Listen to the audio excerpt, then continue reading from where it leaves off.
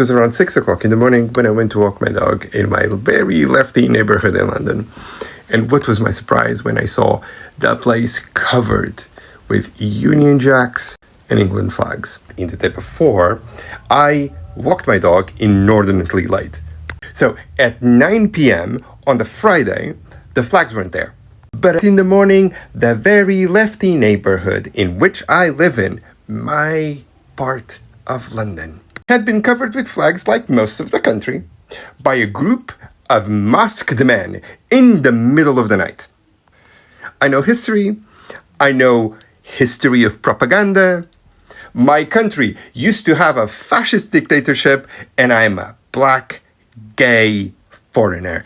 I know what intimidation looks like, and that was it. Very clever piece of fascist trickery, I'll give you that. Because they would be able to accuse either the council or any person that tried to take the flags down as unpatriotic.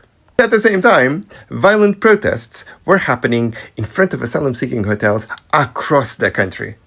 And what do you think the man that has been hedging all of the racists this year because he wants to get re-elected based on their vote, who this year also did a speech that was so xenophobic, so anti-immigrant, that he had to roll back and apologize for it because he echoed one of the most famous racists in British history, Enoch Powell, said about his flags when asked if the conjunction of the flags and the protests was something that he thought was intimidation and racism. He said that it wasn't. He said that he had a flag of St. George himself in his flat. He's a flag guy. Nothing to see here. Because the racists and the xenophobes are the target audience for the leader of the fucking Labour Party. And think about that. The leader of the Labour Party. When I say that these are the people that he wants to court, take a step back from your classist presumptions, because these are people that go from council estates to fancy houses in Chelsea. You know what these people have in common? It's that they don't just hate asylum seekers and immigrants. They hate people who, in their heads, look like a foreigner. Which means that Keir Starmer once again put every single black and brown person in this country in danger.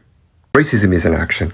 I don't care what he says about racism. He is a racist because he acts like a racist. When the tragedy happens, and it will, remember who's to blame. All of you who are already telling me that I have to vote for them, go fuck off.